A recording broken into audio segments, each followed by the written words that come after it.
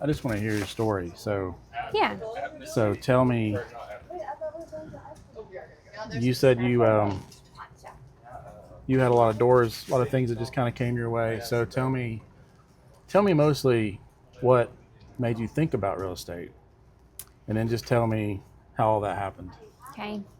So honestly, it was just like a desire came over me, and because I was in the medical field, I did that for What'd a you couple do years. there? I'm a certified. You were a nurse, or I'm a certified clinical medical assistant. okay?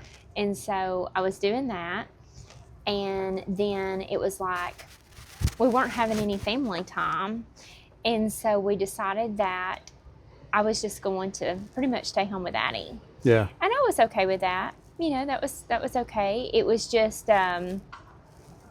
it really worked out perfectly at the time that it did. And then it was like I was home with Addie for all the way up till she started almost middle school. And we just kind of worked our way into it. And I thought, well, I'm going to start seeing what I can get into, because I didn't want to go back and be in the office. Yeah. I just didn't want that 9 to 5 office, just so corporate, you know. And so I got to thinking, I was like, well, what else, you know. And I never even really thought that it would just drop like real estate. And I just got to thinking about it, and I was like, oh, no, not right now. No, I don't think I need that, because I didn't want to have to go back to school. That was my thing. I didn't want to have Was that to. the draw to real estate itself? Just had less obstacles, or no? Well, Because it has obstacles. I So, was fine with Yeah. just being a stay-at-home mom. That's honestly, that's what I was doing, was just being a stay-at-home mom, and I enjoyed it. yeah. But I just kept feeling a pull to real estate. Like, it was nonstop. I couldn't just relax. And so finally I decided that I was going to check it out. So I called a friend, got to talk to her about it, and went to Cindy Size School, and everything just kind of lined up. The call was exactly, there was the spot that I needed, the time frame that I needed, and when it would be done was when I was originally wanting to start. So I was like, if I start this now, I can get into it. It kind of just fell. Everything just fell right into place. And Brenda Elliott came and taught, and it was just like a peace. I always say she's the fairy godmother. Yeah. She's my and it was just such a peace, like, that's where I need to be. And that's where I went and interviewed, very first interview, and I knew. So your interaction with Brenda, what was it about that interaction, or what was it about that just made you feel like just comfort more, or just? Well, she came and, you know, she spoke, and she did, she taught us a little bit, and it was just, I just felt a connection with her right off the bat.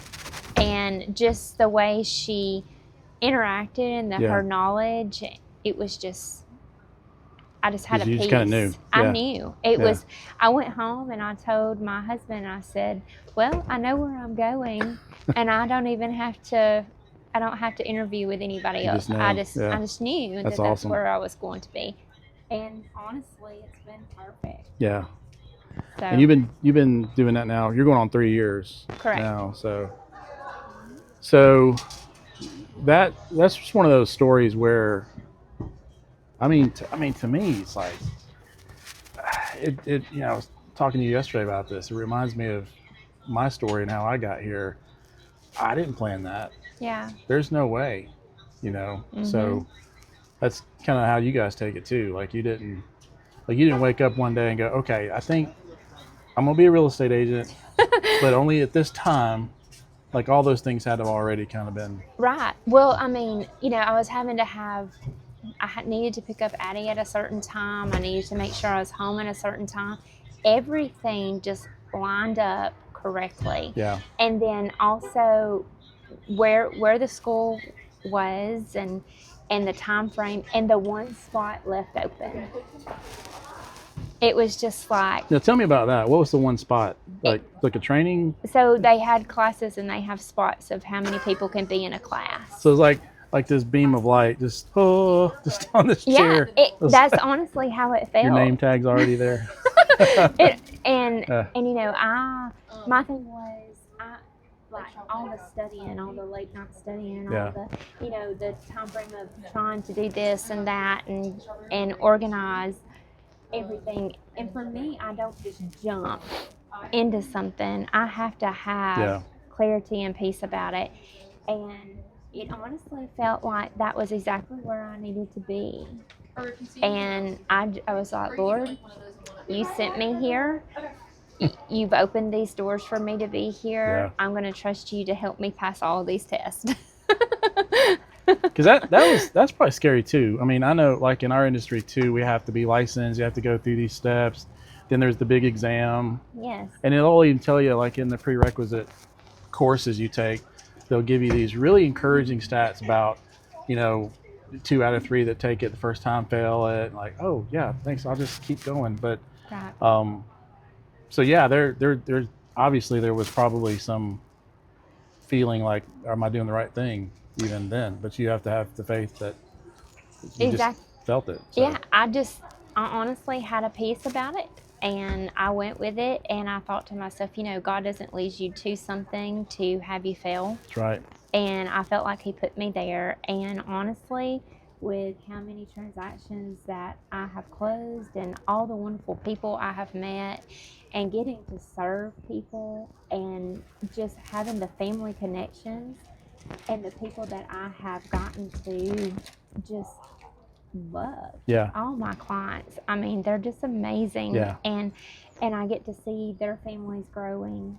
It's so rewarding. Talk more about that, because you and I both would not have that option in many other areas of life. Like when you were working were you in a hospital or in a doctor's office? I worked in a doctor's office. So in a doctor's office, you see people, but you don't have the time to build the relationship. Right. It's just an in and out thing. So this enables you to really touch on something that's meaningful to you, but you can make a big impact on somebody's life too. So you can. I mean, and the thing of it is, you want people to be comfortable with you. That's the reason why I try to do buyer's consultations with my clients, because I want them to get to know me as well as we get to know them, what they want and what they're loving, what they will love in a home, and also just to let them know that I'm human too. Right. And they can ask me questions. They can feel comfortable. But if you don't build that rapport with them, they're not comfortable with asking you questions through a process. And in a buying or selling situation, you want them to be able to open up. Sure. Yeah. Well, I know when you're looking to buy a house, especially, it's nerve-wracking. You don't know what to expect, and you want somebody that obviously they can give you the path. They can understand the process. Right. But anybody that knows the industry can tell them what the process is. It's, to me, the difference maker for a real estate agent is moreover, and for the mortgage side too, but it's to walk alongside them in that. Because like, hey, I understand what you're going through. I understand what, I went through that too. We all went through this process. But I think when you build that relationship with them, and I guess what I'm trying to say is I think unfortunately there are a lot of real estate agents out there that they got the license. They want the benefits of what being a realtor can give them. But they're not. I do see some that are more. They're just transaction focused. They're focused on, that transaction itself. And then I see some like yourself that, listen, that'll come. Transactions are there and they're not there. They come and go. But I'm there for the relationships. I'm there to make the impact, and because they make an impact on me. So you're building friendships. You're building relationships that you otherwise wouldn't have. It feels like that's a lot more fulfilling to you. Oh, which absolutely. Is, we talk about how we do what we love. Yes. That's not a job when you get to do what you love. Yes. And building relationships and having those people that you get to walk alongside.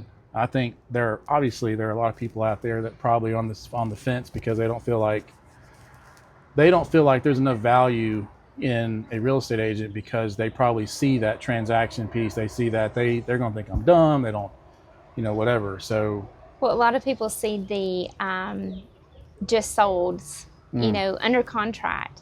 They don't see the walkthrough. yeah, They don't see the whole process through it, right, because there's lots of calls with your clients. There's lots of encouragement, yeah, because real estate and buying a home is like this sometimes. But that's why it's very important to know what you can do, what you cannot do when you're buying a home, yeah, and knowing that someone's on your side. right, And it's very important to not only have that relationship with me as your agent, but with your lender as well, yeah, because that communication has to be there. And also, it's like a lot of things are time consuming, time sensitive. The documents, the things that you have to get in, those are things that you want to sometimes get reminders about. right. Like, hey, make sure you check your emails today, those kind of things. Yeah, I like telling the story about this. Is coming from a perspective of a loan officer that, they sat down with their initial consultation, and the first question out of the borrower's mouth were, "What's the interest rate? What's the interest rate? What's the interest rate?" He said, "We're going to get to that, but I want to ask you a question." He said, "What would it mean to you to own your own home?" I just want to hear, because he knew they were first-time home buyers. So I just want to hear, because it's exciting. Yeah. We're talking about, you want to get into this stuff, all the details, but I want to know about your emotions right now. How does that feel? And he asked the question, and he just paused, which I love. You made them marinate on it. And the wife is sitting over here, and she's starting to tear up. And it triggered the husband, and he's starting to tear up. And they looked at each other and looked at the mortgage professional, and he's starting to tear up too. He's like, like, what's happening? But they said, "Look, we're going to be the first ones in our entire family legacy that's ever owned our own home." Yeah. And he just, celebrated that moment, and he said, "Well, let's talk about how we're going to make that happen." And I think every single transaction that we do, there's a story behind it. Absolutely. Now, some stories aren't like, I'm moving jobs, I've got, this is the 5th time I've done this, but more times than not. I mean, I had a closing. I'm gonna move this camera real quick to get a different angle.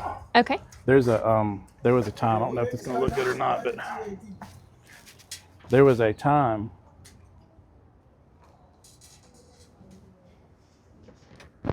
that'll work. Okay. As long as the audio works. So there was a time where I had gotten the closing done, and there was a lot of stuff going on. The lady, her husband had surgery years prior, prohibited him from working. He was a 1099. There was all these things, so there was a lot of banks and lenders just couldn't do it. And I wasn't sure we could either. There was a lot, but I just, you build these relationships, and you're going to do whatever it takes to help. Yes. And that journey, it took almost a year, but we walked with them in every little detail. And it was one of those things too, you know what I mean? Even that particular transaction, when we got it done, it was by the skin of our teeth. I mean, there was no room, there was no margin for errors or changes but we got it done, and we all focused on getting it done. The couple got it done, and we get to closing. There's kids there. Their kids are climbing all over them. They're in the room. One of them's crying, and they're signing papers. And when we're done, we got the keys to them. Everything's good. And this person is actually in the real estate profession, so she's aware of all the stuff behind the scenes. But we're just getting it done. And once we were finished, we oh, you're okay. You're not. It's okay. Thank you. Once we got done, we were going to say our goodbyes, and she looked at me and looked at her husband and lost it, complete, like bawling, crying. And I got emotional too, because you build that level of not only trust, but you build that level of relationship. They really mean something to you. Absolutely. And if I'm working on the other side, if I'm a consumer, I don't want to work with anybody else. I don't want to work with a realtor or a mortgage professional or an insurance agent. I mean, these are people in my life, and I know they're professional side of transactions, but I don't know. That's just that's how I've operated. That's how I like to operate as a consumer, and so as a professional, it means just that much more. So Yes. those are what makes it worth it. For sure. I've had clients that the kids always lived in an apartment. They always lived in an apartment. They didn't have a backyard. They didn't have their own rooms. And when we were out showing, they would come up to me, Miss Cynthia, does this mean I'll have my own room? And they're coming to you. Yes, asking you. Yeah. Yes. And when we closed on their property, he was like, I get my own yard and I get my own room, and came and gave me the biggest hug during our walkthrough. That is where the joy is. Yeah. And also, I love it when my clients send me pictures of, if they're expecting or they're having a baby shower, and I get invited to those things. Yeah. Or, a wedding, all the stages of life, and they think of me. Yeah. That is joy. How does that make you feel? Oh, it's just pure joy. Yeah. It really is, because that means that you were a part of their story enough for them to think of you even later on down. Yeah. So. Well, I think when I hear that, I also hear the incredible impact that you make on their lives. They're not going to just ask anybody to come to their wedding or a baby shower or things like that. It's somebody that made an impact on their life. And again, we think about what's the impact. Well, it's way much more than we found our house. Because you helped us create a home by the relationship. Now you're part of that relationship. Right. And I think that's where a good realtor. Yeah, and it doesn't just stop there. It's I need a plumber. 6 o'clock at night, Cynthia, I need a plumber. Who do you have? Yeah. Or I need a painter. And they know that I will still have that, and I will help them, any way that I can. Matter of fact, I just had last week that it was like, I need a fence. I need my fence done. And so, you just send them recommendations of people that you have worked with in the past, and just give them a few options of who they can use. So you're no doubt a source. Like, I don't have to. I mean, anybody can Google, anybody can chat GPT, but when I can call a friend, a trusted friend, somebody that I know and I've also been through a lot with, and I can say, hey, listen, I trust you. Who's a plumber? Who's, I need some landscaping done, or our roof is whatever. Yeah. Who do you trust? It's good. You've become that source for them in a lot of areas, but only because they trust you, only because you built that trust, and that relationship means a lot. And I think for those that are looking for a real estate agent, ought to know that there are people like you. There are people that, listen, this is not a profession. This is what I love to do. I love to help people. And if you just want a transaction, maybe I'm not the person. But if you want somebody that can really walk with you through life, do life together, then I'm your huckleberry, so to speak. Yeah, well, referrals is a great part of my business. Yeah. And I mean, as you know, I've been in it 3 years. So with that, and already having referrals, it means the world to me. Yeah. That people say that send me their cousin, their sister, their brother. It means the world. Sure. Yeah. Well, they wouldn't do that if you hadn't made an positive impact in their life. I'm gonna make sure this is still recorded. I want to talk to you real quick. Okay. Also about the you and I are both the same way with this, but like talk a little bit about the industry. So there's the other side of the industry. There's the other side of what people tell you, that in order to be successful, you got to have this high energy. We were talking about this yesterday about, like, if we're doing a video, it's like there has to be a hook. Like, I can't tell you how many videos I've watched, probably more TikToks, things like that. There's like, okay, you want to capture your audience, you got to do this. And I'm like, but that's not who I am. Right. So how do you approach that? Oh, you're good. You're totally fine. Absolutely, yeah. Makes it better that way. You walk through. What? How does that make you feel? Number one, and how do you combat that? Like, just don't worry about it, or you just like, well, I got to do it, but it's part of the game. Yeah. Or, Well, honestly, you know, you have to be out in front of the camera. You have to be out because that's how the world is today. Right. But the thing of it is, you have to be genuine. That's right. And I'm Cynthia. That's Yeah. it. And I know that projects, but you know, like if you want, and I'm not saying I'm not perky, I'm not saying I'm not high energetic, but I'm not like in your face. Yeah. You know, I just try to do my job to the best of my ability and for my clients, and to be me. Yeah. But you have to learn that. You definitely have to learn to be yourself. So it was funny, we were talking yesterday too about this, where I feel like those that are in our industry, but I think this transcends real estate or the mortgage business. I think we're like, when I grew up, it was magazines. You look in a magazine, you're like, man, I'm just not as pretty or as good looking, or I'm not as talented, or, you know, I wanted to be a baseball player when I grew up. And so I had all these baseball magazines, and I wanted to be like them. Mm-hmm. And I was telling someone the other day, I said, you know, I'd love to be the quarterback for the Atlanta Falcons, but there's a problem. I can't run as fast, can't throw that hard. But that's okay, you know. And I found that rhythm in my life, and realized that, you know, that passage that just rings in my DNA all the time. You're fearfully and wonderfully made. Absolutely. You know, the psalmist talks about this. David talked about that, where he knew us before we were even formed in our mother's womb. Mm-hmm. He had a purpose. He had a plan for us.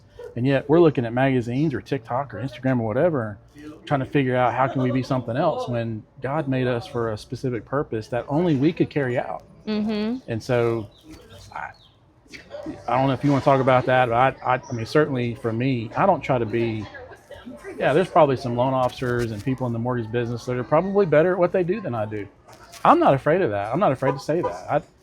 I just know who I am. Right. And I know that there are people that I can connect with in a special way because of the way he made me and he made them. Right. So do you feel the same way, obviously, with what you do? Yes, because you're going to attract those people. Yeah. And I have a prayer that I pray, Lord, bring the people that are to be in my life, and the ones that I'm to help, and the ones that I'm not. It's not going to happen anyway because it's not in His will. Yeah. That's and awesome. So I'm okay with that. Yeah. And because, you know, there's people that you're going to connect with, and there's people that you're not. Right. And the people that you're not going to connect with, it just makes life hard, because the transaction's not going to go the way it needs to, because the connection's not there. 100%.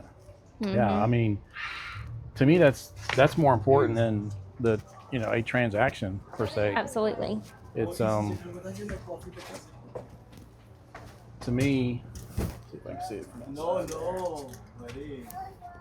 No. I can't see. I think it's still recording. This is actually the best sit down like this that I have had. This is actually really good. I like this. Low pressure. Yeah, it's not. I mean, it's honestly, it's nice. It's not when someone's like, okay, all go. On you. Yeah. Yeah. I was telling you yesterday, like my assistant did that one time. She showed up at the office. We're gonna do all this content. It's like, I can't do this. I'm nervous. What do you mean you're nervous? I told Nathan, I said, I just hope that I don't leave there stressed. Because honestly, the day that I did a video, and then I had a 4-hour meeting afterwards, and I was like, I've got to go have some.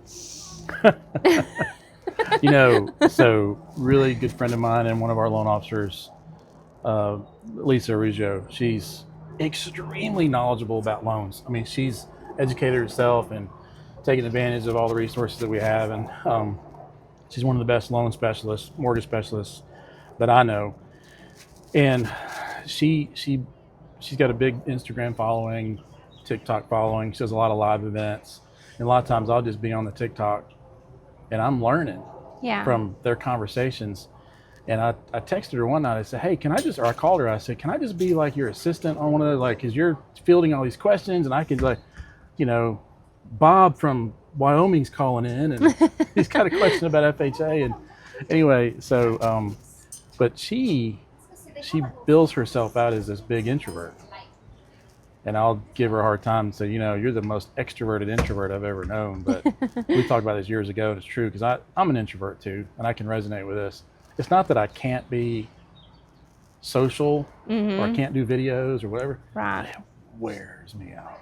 Like, it just takes everything out of me, and I need to decompress somewhere. I need some alone time, maybe. Like, sometimes the great thing that I look forward to at night is when everybody goes to bed and I'm in the living room and I've got 30 or 40 minutes to just watch a ball game and just do nothing. But that's really my just, again, winding it down. I need that, because whereas my daughter, my oldest daughter, is an extrovert. She's never met a stranger ever. And that stuff gives her energy. And but it just goes to prove you don't have to be any of those things to be a successful realtor or in the mortgage business or a nurse tech or a doctor or whatever. I think the takeaway that I've learned from you is that, look, if you've got a passion and you've got a conviction and you can step forward in faith, God has created you for that purpose, and you just take the steps forward. You know, God's a sovereign God. He's in control. Absolutely. Yes. So either you have faith or you don't. Right. Either he's sovereign or he's not. Right. And just take the steps forward and not worry about the results or not worry about anything else. And it's crazy. It's crazy to think what we've been able, the impact that we've been able to make in people's lives, people that you made, because you made that faithful step, not because you're trying to be somebody else. You're just Cynthia. Right. Like, I love the way you put that. Yeah. I'm just me. Yeah. You know, so absolutely. That's cool. And one thing about with you just saying that, where God leads you, he's going to direct your steps. And sometimes it's not just like how it happened, as in, okay, this is open, take it. You know, to me it was just plain as day, this is where you need to be. But also with that, there was praying. Before that. There were steps before that, because I didn't just, it took me a while, because I kept saying, no, not right now. No, not right now. So the heaviness of it just kept weighing and weighing and weighing. Yeah. And I finally was just like, okay. Yeah. Let's do this. It became pretty clear too. I mean, yes. You know, some people say, well, I wish God would deliver it in the mailbox. Like, it's almost like he did that with you. It's like, there's one seat left. The timing is right where you need it. Sometimes it is pretty clear. Even then, it takes courage. Right. It takes courage. Peter had to, no one else got out of the boat. But he did. Sometimes it takes that. And I think those that have done that, probably the biggest regret is that we didn't do it sooner, maybe. Yeah. Well, also you have to learn, like, I know God has shown me that your job doesn't define you. Yeah. Just like being a lender doesn't define you. Right. Being a real estate agent does not define me. He defines me. Yeah. And because you have those moments where you're just like, okay, what do I do? Right. You know, and you feel yourself worrying, but God's in control. 100%. Well, sometimes I'll talk to new people that we're recruiting or we're interviewing, and I'll say, this is not a very good recruiting ploy, but you just have to know that I'm not afraid of failure. To me, failure is what's defined me as a man, as a husband, as a father. Yeah. You know, when I first got married, I didn't know how to be a husband. I didn't know how to be a father but God put people in my path to form me and create that. But along the way, there were failures. There were things that I didn't do well. Still, I mean, Valerie and I have been married. This summer will be 25 years. I'm still trying to figure out how to, you know, but again, I'm not afraid of failure. Right. So that, you know, I'm going to try, and in my business, in my vocation, in my ministry, It's like, I think sometimes success is defined by obedience. Absolutely. It's the conviction I have, and then I'm just going to be, okay, Lord, here am I, send me, but I got to take those steps. Right. And that's really cool. See, that's how I felt about Brenda Elliott. Yeah. She, like, I knew she was put there for me. I just knew it. And with being at Weichert, I feel that. I do. And, you know, some people say, well, you haven't been to this brokerage, you haven't done this. I don't want to. Yeah, I bet, you know, God created Brenda in a way too, that not just that you know, that was a perfect time for you to come in. She was, again, God's in control. He put Brenda there, but also, you know, Brenda is learning from you. Yeah. And there, it may not feel that way, but Yeah. I promise she does. I learned from my people just the same. And I remember when my wife was, she was a guidance counselor for a long time in the school system, and she was, at a season of time, she was thinking about becoming a licensed practitioner, like a LPC or LP, whatever it's called. And so she had gotten pretty much everything that she needed, and she needed to sit under a supervisor counselor for a season of time. And I happen to know somebody, and she goes to meet with him in his office, and he's like, now, why do you want to do this? Like, why do you want to leave the school? They got great benefits. I mean, you know, and he looked at it from a lens of, I think I'd rather do what you do because of the perks that he sees. And she's, of course, saying, yeah, but you don't see all that. But I have, you know, I feel like this is my purpose. And it was really debilitating for her, and she ended up not following through with it. Oh, wow. But your story is different. You could have just as easily run into somebody that could have probably blocked that whole thing. You might not be a real estate agent today. I think it's probably safe to say you wouldn't be if Brenda. I mean, I'm hearing that because I guess maybe I'm wrong. I'm just saying. But if you had gone to another agency and they were like, now, why do you want to do this? Are you sure? Now they started throwing questions because like Valerie, you might have been in a position where, well, maybe I don't. But, you know, meeting with someone like Brenda, I don't know. I'm just this experience that I've had with my wife and her journey, you know, she spoke truth and comfort, and like, no, this is a place that you can thrive. I'm hearing what your passion is. I'm hearing what, you know, I'm lining that up with our what Weichert stands for and what they're trying to do, and you fit right into that. So she knew that, but you know, I've talked to a lot of realtors that have different stories where they worked with a different brokerage, and their experience is not what yours is with Brenda. Yeah. So I'm just affirming in the fact that the Lord brought you two together, and you know, it sounds like that worked out really well for you and for her, and for the clients that you've served too. Yes, I'm very thankful for the knowledge I get there, and because when you go to the meetings and you have the one-on-ones and you have the learning groups that we have in the meetings, you learn from that. And so furthermore, you're doing that for your clients, because as long as I have the knowledge and I understand that, I can help them. Right. And that's especially with a lot of first-time home buyers, you have to be able to go through the process with them and let them know step by step. So anybody aspiring to do what you do, what's a bit of advice that you would give them? Like to say, you know, I really admire Cynthia and what she does. I'm just not sure I could do that. What would you say to them? I would definitely say you better have work ethic. You really, I mean, because it takes a lot. It really does, because not only, I mean, to get to being a real estate agent, to get there's a lot of prep work. Yeah. There's a lot of late night studying. There's a lot of just, you know, how much classes you have to take. Everything that goes in before you actually see becoming a realtor, you know. Yeah. And then also, you have to know how to handle emotions. That's great advice. I mean, because you can't get all hot and heavy and somebody else is all hot and heavy. Yeah. You know, you can't get all bent out of shape whenever they're sad.